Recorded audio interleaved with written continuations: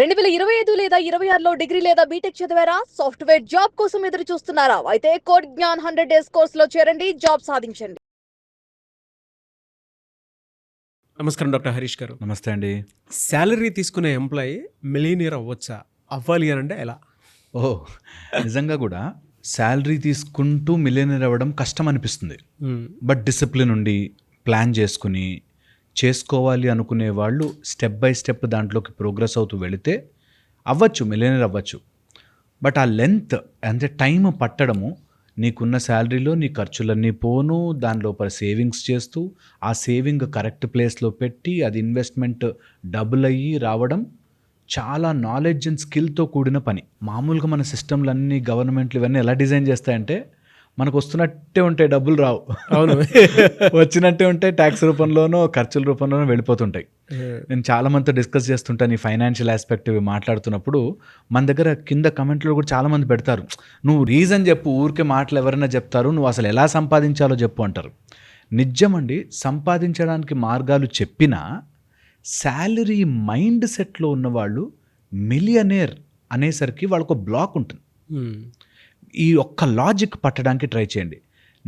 నెల జీతం అనే మైండ్ సెట్లో ఉన్నవాళ్ళు, నెల జీతం వస్తుంది, వాటిని నేను ఖర్చు పెట్టేయాలి, దాని తర్వాత మిగిలితే సేవ్ చేసుకోవాలి, ఈ మైండ్ సెట్లో ఉంటారు.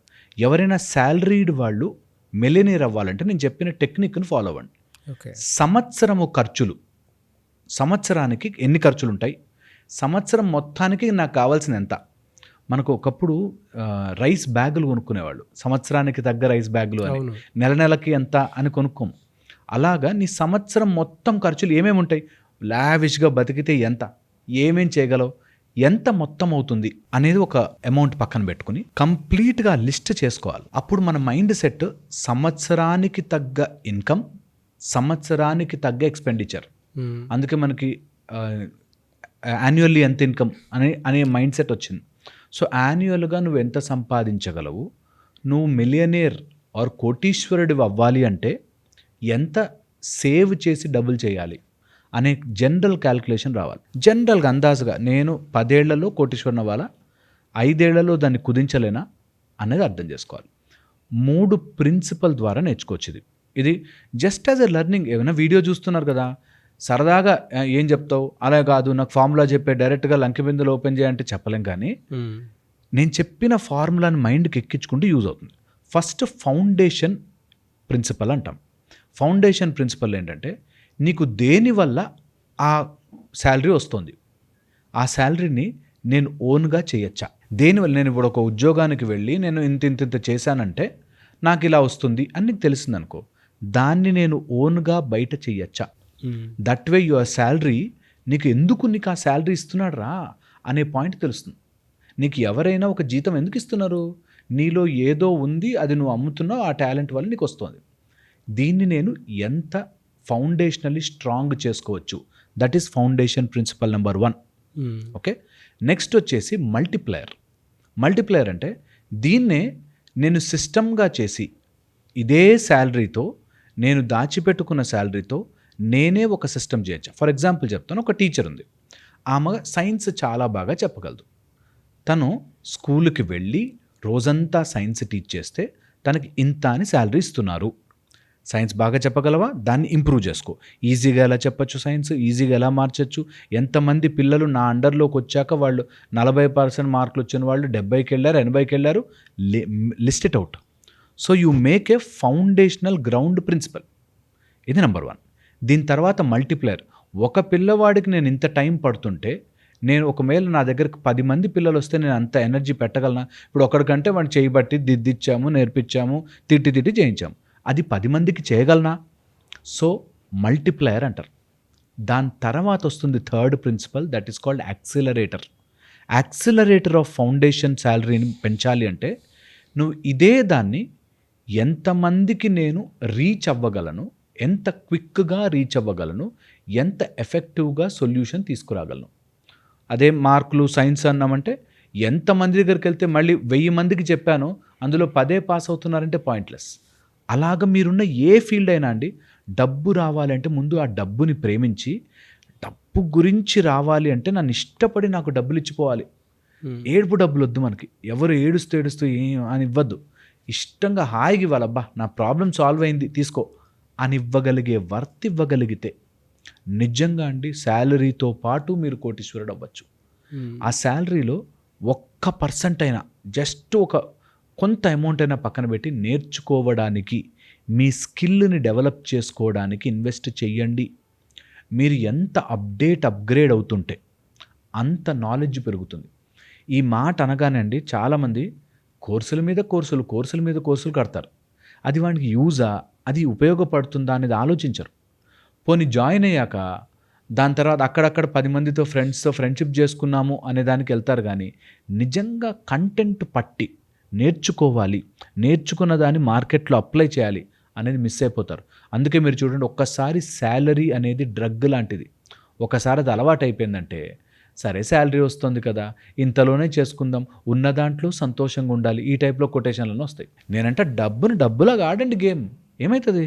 శాలరీ ఎలాగో ఉంది, దీన్ని ఎలా నేను ఫౌండేషనల్ ప్రిన్సిపల్ స్ట్రాంగ్ చేసుకోగలను, ఎలా నేను మల్టిప్లై చేయగలను, ఎలా యాక్సిలరేట్ చేయగలను, ఈ 3 ఫార్ములాని పెట్టుకుని నిజంగా చెప్తే ఒక పేపర్ పెన్ తీసుకుని రాసుకోవాలి.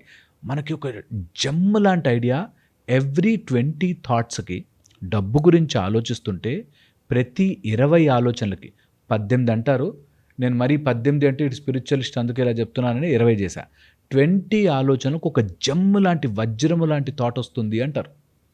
ఓకే, సో ఎవ్రీ 20 థాట్ ఎండ్కి రాసుకుంటే నీ బిజినెస్ బ్యూటిఫుల్ అవ్వడానికి, నీ శాలరీని కరెక్ట్గా ఇన్వెస్ట్ చేయడానికి ఐడియా వస్తుంది. ఓకే, ఇది ఫార్ములా. సో అందుకని 20 థాట్ రాసుకో. నా జీతము నేను దాన్ని బెస్ట్ యూజ్ చేయడానికి ఏం చేయొచ్చు, రాయండి, స్టార్ట్ చేయండి. నా స్కిల్ ఏంటి, నేను దేనిలో పెట్టచ్చు 20వ థాట్కి వెలుగుతుంది. అలా every 20th thought you tight up.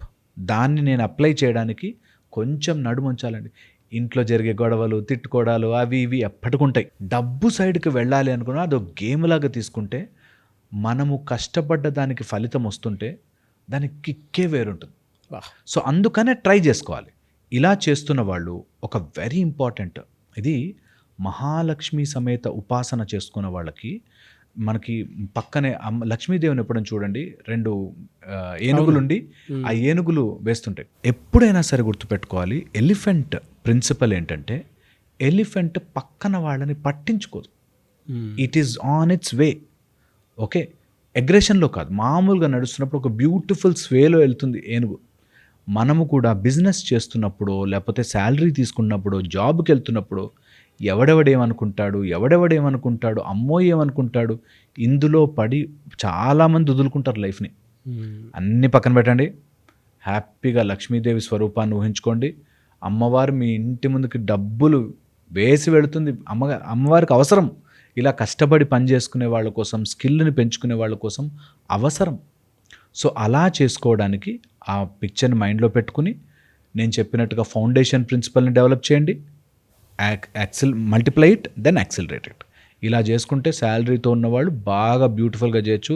ఈ రోజుల్లో వస్తున్న బాండ్స్ కానీ, ఫండ్స్ కానీ, లేకపోతే ఫైనాన్షియల్ మెటల్స్, తర్వాత మెటల్స్ అంటే మనకు సిల్వర్, గోల్డ్, ఇట్లాంటి వాటి మీద ఇన్వెస్ట్ చేయడము, ల్యాండ్ ఇన్వెస్ట్ చేయడము, రియల్ ఎస్టేట్ మీద ఇన్వెస్ట్ చేయడము, ఇన్వెస్ట్ చేసిన దాన్ని కరెక్ట్ టైంకి మాడిఫై చేయడం, అవి వచ్చినా కూడా శాలరీడ్ పీపుల్ క్యాన్ బికమ్ కోటీశ్వరుడు.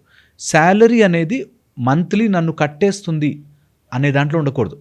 మనం సంవత్సరానికి ఇది చేద్దాం రా వచ్చేస్తుంది, దీని నెక్స్ట్ ఏంటి, దీని తర్వాత ఏంటి అనే దాంట్లోకి మైండ్ సెట్ వెళితే శాలరీలోంచి నువ్వు మిలియనీర్కి వెళ్ళే ఐడియాలజీస్, మైండ్ సెట్ నీకు వస్తుంది. లేనంత వరకు ఇంకంతే, నాకు నెలకు జీతం వచ్చింది ఖర్చులున్నాయి, ఇందులోనే ఉండిపోతాం. Really fantastic principle. అంటే మీరు చెప్పినటువంటి ఫార్ములా చాలా బాగుంది. Foundation, principle, acceleration. Foundation, multiplier, accelerator. Very fantastic formula. And దాంట్లో నాకు చాలా బాగా నచ్చింది ఇంకోటి ఏంటంటే, నిజంగా శాలరీ తీసుకునేటువంటి పర్సన్స్ మనీ మీద ఆలోచన కానీ ఇది కానీ ఉన్నప్పుడు ఖచ్చితంగా 20 ఐడియాస్ రాసుకుంటే ఒక బ్యూటిఫుల్ ఐడియా బయటకు వస్తుంది. అంటే మనీని మల్టిప్లై చేయడానికి, లేదా వాళ్ళ స్కిల్ని మల్టిప్లై చేసేసి ఎక్కడన్నా రిసోర్స్ ఉంటే దాన్ని సంపాదించుకోవడానికి. అండ్ ఒక చోటు చేశారు, అవి 10 చోట్ల ఎట్లా మేనేజ్ చేయొచ్చు ఎస్ అనేది ఐడియా వస్తుంది. ఎస్ ఎస్ ఒక్కళ్ళే అన్ని చోట్ల వెళ్ళి పని చేయలేరు కదా. అలాగే అంబానీ ఒక చోటే ఉన్నారు, చేయలేదు. అన్ని చోట్ల చేయలేరు, కానీ ఒక సిస్టమ్ ఫామ్ చేసుకున్నారు. అలాంటి సిస్టమ్ ద్వారా ఖచ్చితంగా వస్తుంది డబ్బు అనేది. ఖచ్చితంగా వస్తుంది. స్కిల్ని డివైడ్ చేసే ప్రాసెస్ కూడా తెలియాలి. యా అబ్సల్యూట్లీ, దాన్ని వాడుకోవడం తెలియాలి.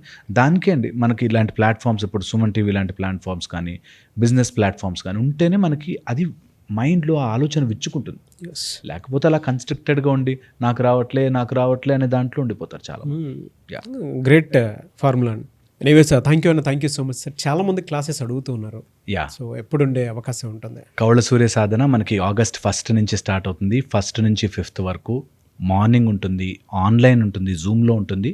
6 AM to 7 AM ఉంటుంది. ఇంట్రెస్ట్ ఉన్న వాళ్ళు కింద ఫోన్ నెంబర్ ఇస్తారు మన వాళ్ళు, ఫోన్ చేసి రిజిస్టర్ అవ్వచ్చు. కౌళ్ళ సూర్య సాధన, కౌళ్ళ అంటే ఫ్యామిలీ, సూర్యుడి యొక్క కుటుంబం, మనమందరము సౌర కుటుంబంలో ఉన్నాం కాబట్టి సో అది నేర్చుకోవాలి. కౌళ్ళ సూర్య సాధన August 1 నుంచి స్టార్ట్ అవుతుంది. ఫ్యాంటాస్టిక్ అండి. చాలామంది ఈగర్గా వెయిట్ చేస్తున్నారు క్లాస్ కోసం. Yeah, thanks for the announcement. Thank you అండి.